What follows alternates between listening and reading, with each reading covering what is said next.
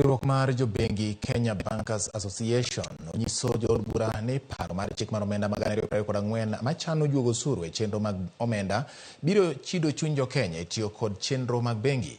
KBA wacho ni juogo osuru mar VAT e chenro mag omenda dhi medo nengo chenro mag kano kod oro omenda kokalo bengi. Kamachielo riwruok mar jous kuong pacho ka The Alcoholic Beverages Association of Kenya okwedo moko kuom pend chike paro mar chik mar omenda mag 2024 ka giwacho ni osuru ma kamago nyalo biro hinyo jo ohala matindo ma uso kuong ahinya chido mag ler mathoth. Chenro mar kawo Jokenya sekta mopogore opogore omenda mar 2024 odhi nyime kawuono ka riwruok mar Jobengi kod mano mar Jobengi okwedo moko kuom pend chike paro mar chikno.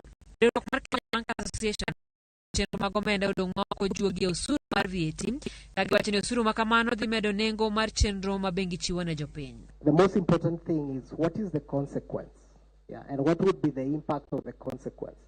So the consequence is what does it do to the FX rate, So if there is going to be VAT, and VAT is a consumption, so this is not so much so about the banks.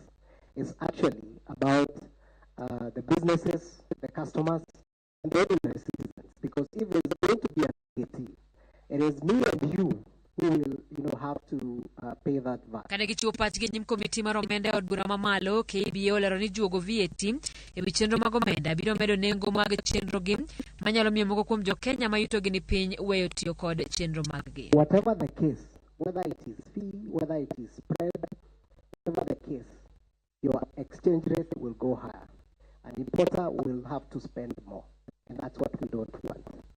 An exporter will receive less. A remitter from the diaspora sending FX into Kenya, the intended recipient will receive less, and that could mean that people will have to hold decisions if they're sending money. Komachielo riwruok mar jous kuong okwedo osuru midwaro juogi e wi kuong kido mar spirit. Kane giloso gi jofwambo kawuono, jakom mar Abak Eri Githua koro wacho ni paro mantiere paro mar chikno dhi kelo golo osuru nyadiriyo kendo medo nengo mar kuong kido mar spirit. The removal of the relief is likely to increase the cost of locally produced goods, making them less competitive and potentially stifling local manufacturing initiatives. Abak omedo ni ponono ni paro mar chik mar omenda no kadho chilo maduong' mar kuong opodhi nagesani kuong mar chik nitiere tamalo 50 mar chich kuong e pacho ka. Some of these difficult provisions include for alcohol, limiting transportation of alcohol at night, limiting advertising use in public, and mandatory brand amount. This is especially the SMEs who are involved in our business finding it very difficult to continue in this business. Simfrozo Kinda, Ramogi TV.